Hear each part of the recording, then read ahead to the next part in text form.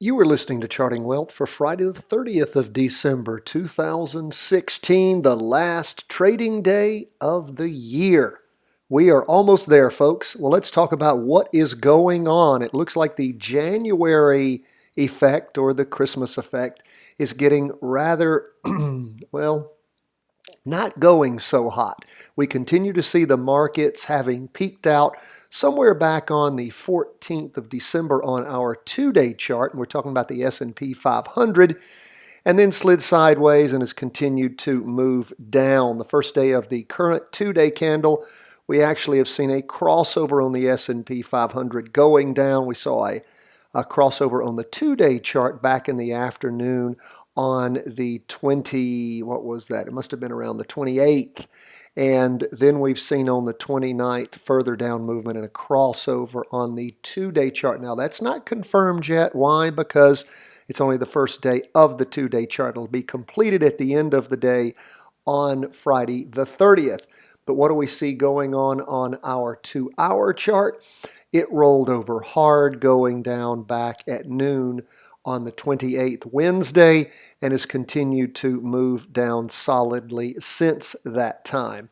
And in fact, we can move we've started using what we call our vertical crossover lines, and they have been serving us very well in helping us track what's actually going on. We're well below the new, well, I'm not even going to call that yet. We just crossed through going down, penetrating the weekly trend line. We don't have a crossover yet on the weekly. We can see how far away that is. It's still going to take much more down movement to cross that over.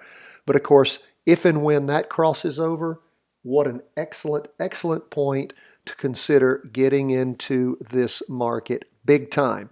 You can wait for a little rollback on the 2-hour and then jump in if indeed we continue to see this go down. Now, if it corrects itself and starts to move back up again, that's a whole nother bandwagon. Don't know that that is going to be occurring, but you know what? Ride this market down. That's why we have inverse funds. If you've not already listened to our how to make money when markets crash, that is inverse ETFs, you need to listen to that podcast, to that training. You can find it at both our YouTube channel and at chartingwealth.com. You need to understand that in a market that could be turning into a bear market from a bull market. That means market going south, S&P 500 going down.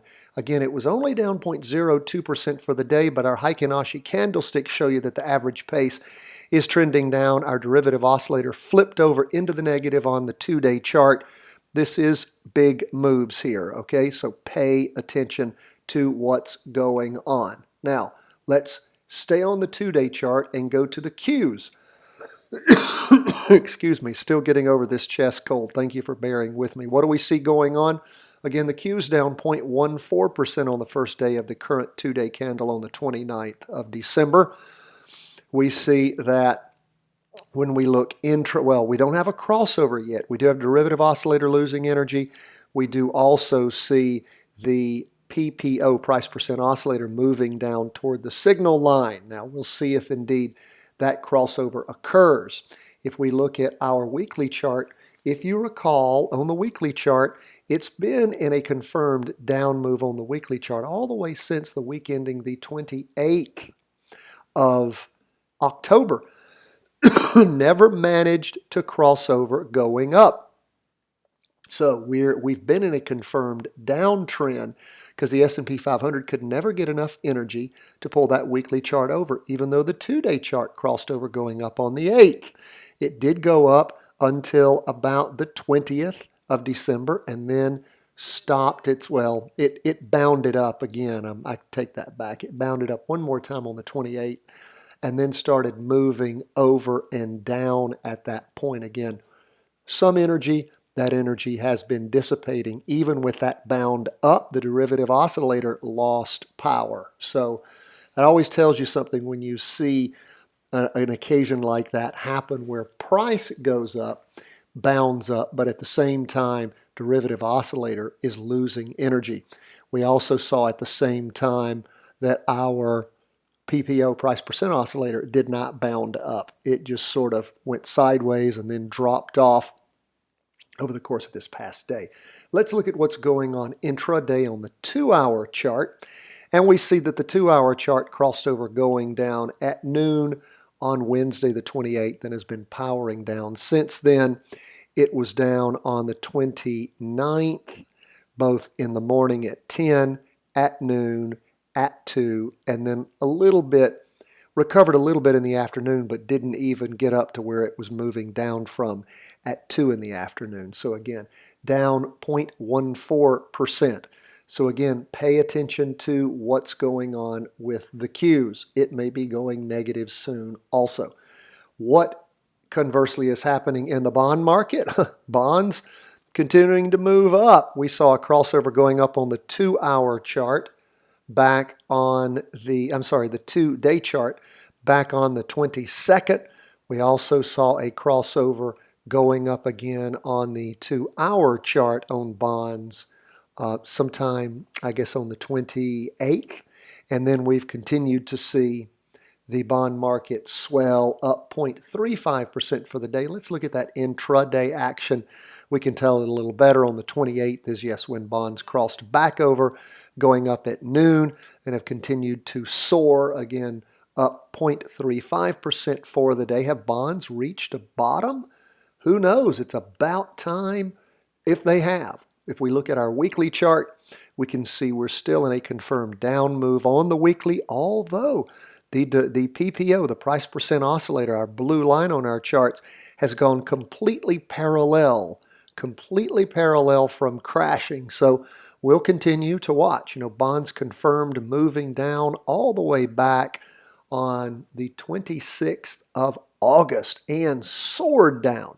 Maybe they're hitting a bottom here. We will just have to see. It's about where they bottomed out back in July of 2015. So there is potentially a floor there. We shall see what we shall see. We don't call it until, of course, our weekly crosses over going up, and it has not done that yet. So we'll continue to watch. We do this for good reasons. We don't try to call the bottom. That is very dangerous. We're trend followers. We wait until the bottom's called, till the weekly turns over moving up. Then we look for the beautiful entry points. And when we do that, it is so much safer and it's so beautiful to watch your account go green and stay green. All right, we're still on the 2-day chart. And lastly, we're going to look at gold, which was up big time, up 1.31% for the day. Enough strong upward movement on the 2-day chart to rotate it over. Actual crossover going up. Why don't we check out the weekly? It's flattened out. Of course, it's not crossed over yet. It would take a lot of movement in gold to flip that over along with the derivative oscillator, but we do see strong up movement in gold. All right, now let's look at the 2-hour chart. I'm going to try to grab a little water here before I choke to death. Okay, what do we see on the 2-hour chart in gold? Well, it's nice to see some movement in gold, which means that our 2-hour and our 4-hour charts might start working again. As we've said, the PPO, the price percent oscillator, similar to the MACD, the PPO actually gives you percentages, not simply absolute, so it works actually better in the long term.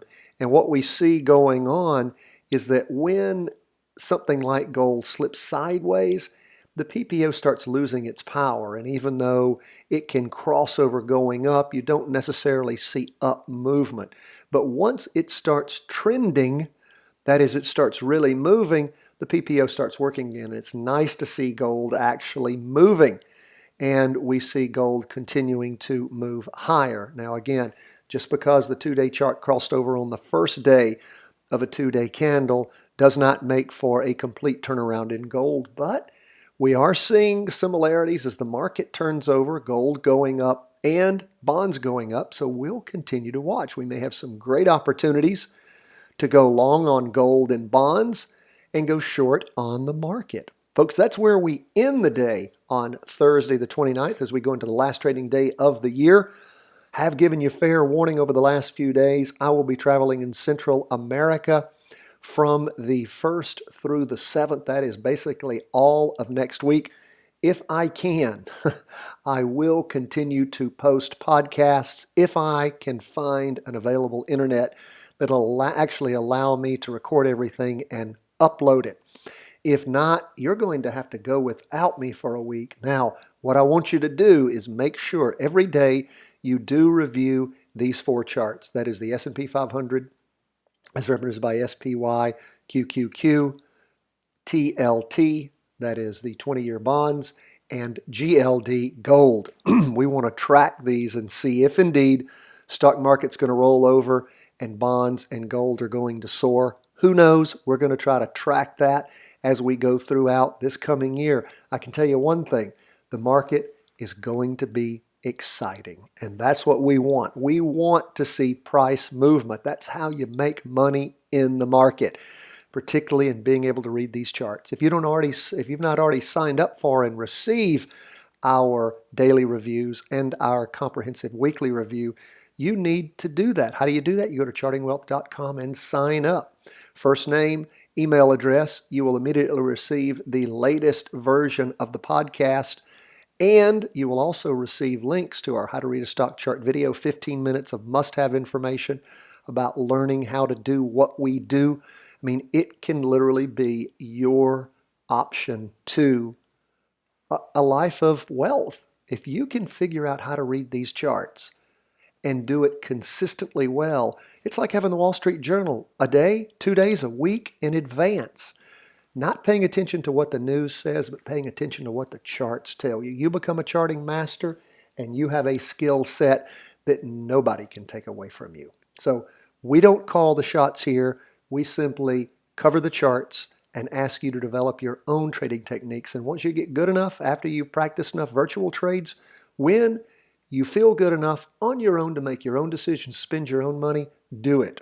We're not a stock calling service. We're an education firm. We appreciate you being with us. We love to hear from you. If you appreciate what we do, oh, and one last thing you do get also, you get our, besides our How to Read a Stock Chart video, you get our daily market worksheet that you need to fill out every day, and you'll get the layout that we use at freestockcharts.com. All those links will be there for you when you sign up for our newsletter. Lastly, if you appreciate what we do, go to YouTube, subscribe to our channel, and also go to iTunes. Subscribe to us there. Give us a 5-star rating. Say something nice about us. You guys have made us in the past as high as number 6 in the world for stock market podcasts, and we so appreciate that.